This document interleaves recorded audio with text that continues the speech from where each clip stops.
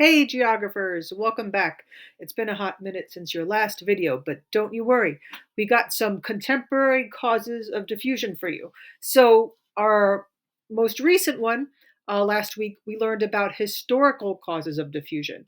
So in the history of time, what have been some of the main reasons why culture has diffused throughout the world? So we learned about colonialism and imperialism, about war, about trade, migration being causes.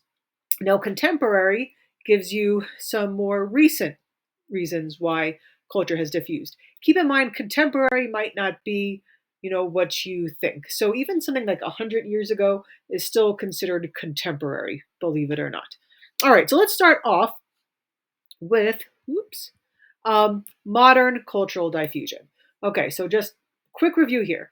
Culture changes or disappears over time since they are socially constructed.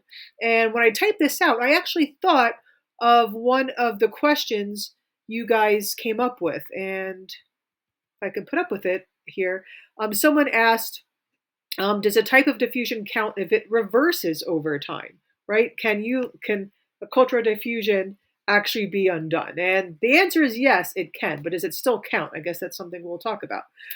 Culture is affected by both small scale processes that we've just think of, like we discussed small scale maps, small scale processes, just like maybe people in a town interacting, but also large scale processes, things that happen on a global scale. So contemporary cultural diffusion. Two big factors is just globalization. As more people throughout the globe can interact more quickly, more efficiently, that's going to cause globalization. And we have urbanization, right? We have urbanization really began to kick into high gear with the beginning of the Industrial Revolution. But over time, that has increased, where a large percentage of the world's population does live in an urban environment. Also, think of the media and how the media has changed things. So, for example, now we can get information with live television. In the past, you may have had to, wait to, footage got from overseas, and that could take days or weeks or months, even if there was footage back then. So now, seeing the civil war in Syria happen basically live over the past week, right? That changes how people react and how they learn and all sorts of things. A satellite radio, right? That is so now you can listen or even to like radio on your phones or apps.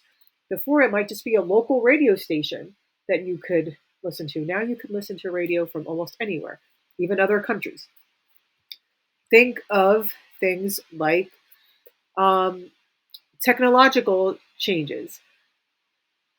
Just schools, since you started school as a kindergartner, how much the culture and school has changed with technology, like things like Chromebooks. Right, years ago, I did not expect that students had Chromebooks.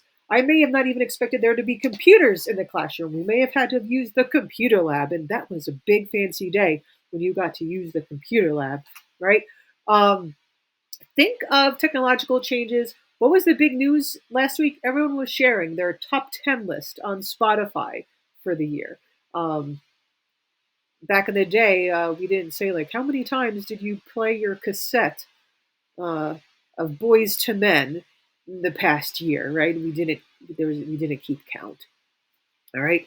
Um, Politics. How has that changed with technology and how has that changed the culture?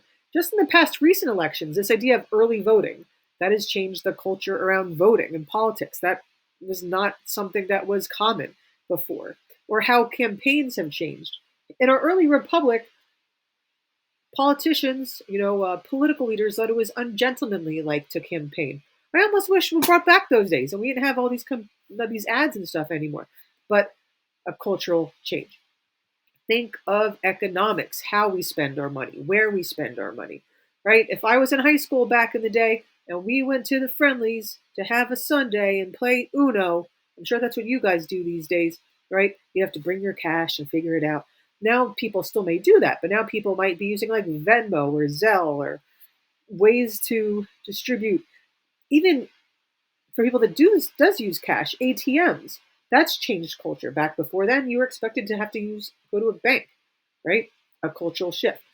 How um, where we spend our money. Ooh, this is frozen.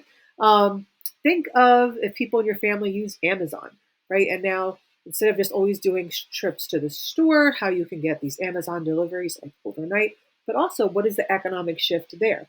Right now we have these more bigger chain stores, less small businesses. Like there's so many layers upon layers about this. Also think of social relationships, how that's changed. um, you may communicate with your friends via text or Snapchat through the day when you have your phone, even if you're not supposed to in class. But I know you guys would never do that. Back in our day, we'd be writing notes and then you fold them up all clever and then you pass them to each other between classes. You should like go retro one week and say like, hey, we're going to do that. Let me know how it goes.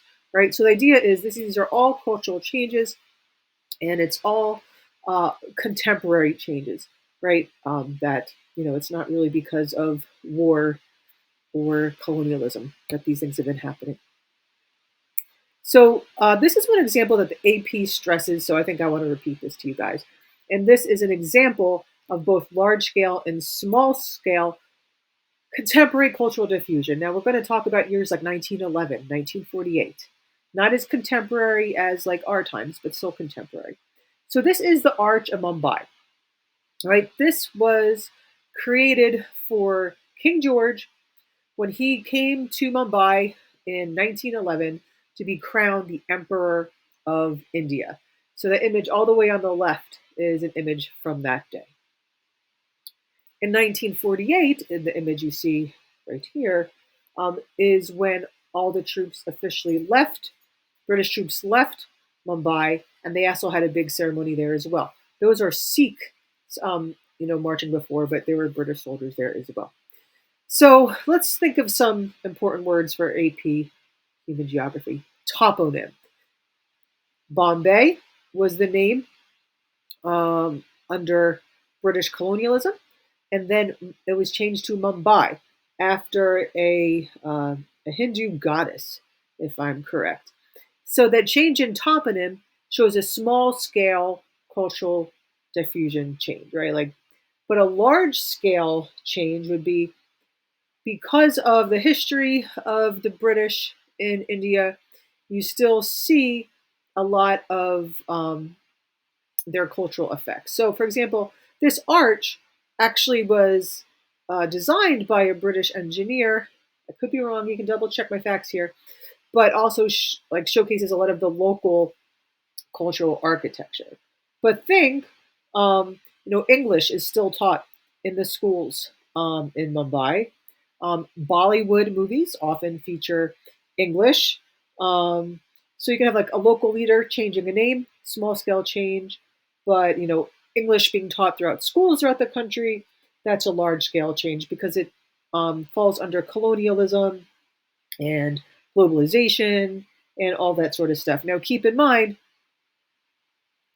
something can be large scale, like you can blend, like there could be large scale things happening and small scale things happening at the same time.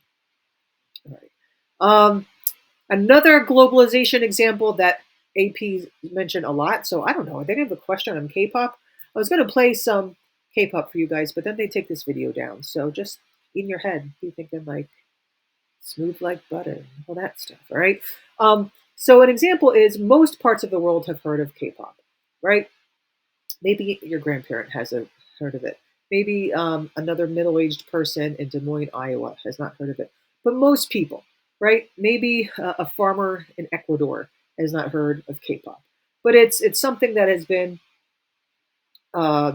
made aware of throughout most of the world. This is another example of how things are intertwined. So you have some historical causes of cultural diffusion here, because you might say, well, South Korea was heavily influenced by Western powers, say after World War II and the Korean War. But now it's also a contemporary factor because now with the media and TikTok, this is spreading so much more quickly, right? So once again, things do not just exist in strict silos.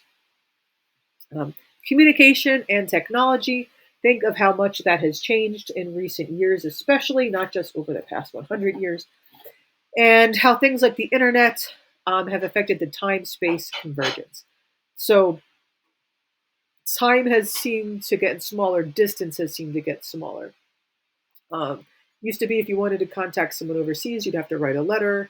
Then maybe it'd be a phone call that would be insanely expensive for you. And now you can, like with the internet, basically for free, be communicating with people. So what it does is it reshapes and accelerates interactions among people. This is an image, a screenshot during COVID years. So think of like how you may have gone to school on the phone or your computer during COVID.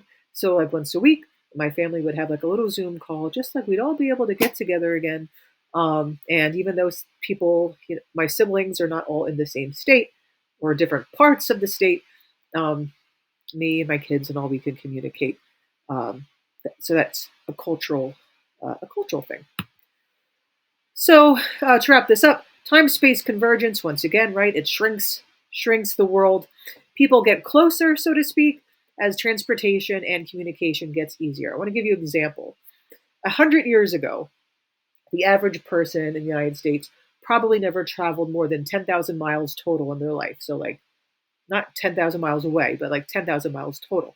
You go back to a few hundred years before that, most people never went more than 9 miles.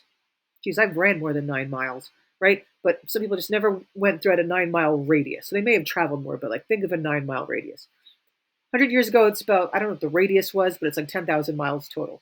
I don't know what the average radius is now, but the average American now in their lifetime travels total 1,000 miles or more. So I'm going to give you an example. Suppose you're in Lincoln Park and you're 3 miles away from Boonton High School. I don't know exactly what the distance is. So you travel here every day, travel home every day. That's 6 miles. 6 miles times 180 days a year times 4 years. That means you're traveling 4,300 miles in your lifetime just to go to school and back. So that's almost half of what some people may have traveled in their lifetime 100 years ago, just you going to school. That's sort of crazy, right? All right. I do want you to know the difference between divergence and convergence. Cultural divergence is when people start to eliminate part of their culture, right? Maybe, some of my ancestors came from Germany and over time they just stopped speaking German. They weren't teaching it to their children. It's part of their culture they left behind. Maybe you're a Filipino and you ate bolu, and you can look that up, or I'll explain it to you later. And in the United States, that would be like against the social norm. So you may not have just eaten it anymore. So that would be some cultural divergence. On the other hand, cultural convergence is when people start having one global culture. So even though our culture is not the same as people who live in Mexico or France or Japan, there's certain aspects of our culture that are now being sort of globalized, right? More common. So I used AI and it sort of came out double here. But I said, like, I asked AI to like make an image of a person drinking a Coca-Cola, eating like a fast food hamburger, wearing Nikes, and sitting in like a Walmart parking lot, right? And if you did that, could you really tell what country that person was in? Right? That's cultural convergence. So I believe this is the last slide. Remember, they love like this unit. They love mentioning lingua franca. So let's look at English one more time. English is basically the main language of the internet throughout the world of trade and business. It is a global lingua franca, even if it is not an official, like your primary language at home.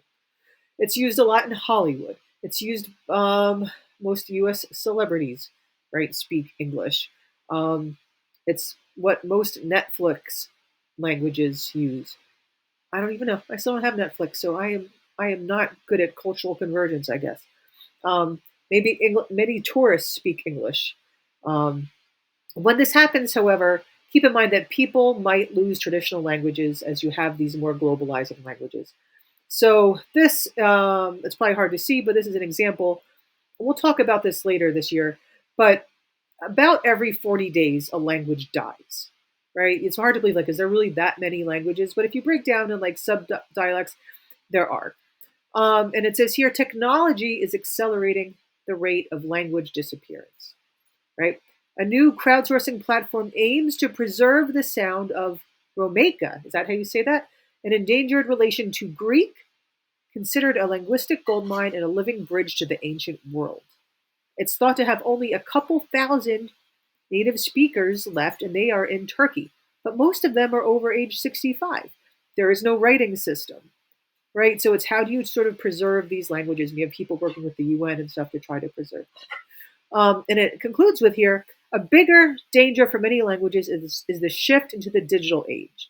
As humans increasingly communicate online, languages that aren't supported by these platforms. So if you can't find this app in your language, right, it's going to aid in that language dying out. And it says here again, a language is lost every 3 to 4 months. So I didn't type all this out, but I would like to write some of this down because this might be something that you can use as an example of FRQs in the future. Okay, hopefully you're still listening because it's not on the screen. The last thing you need to do on the bottom of your notes, I loved reading the differences of the convergent and divergent or the unifying and disunifying things between North and South Jersey. Just come up with an essential question, one essential question from today's notes. You guys did a great example of coming up with some for 3.5. I want to see what you can do for 3.6. Keep in mind, we're going to try to answer some of these. All right? That was longer than I wanted, but that's okay. Hopefully you guys managed. All right, see you later.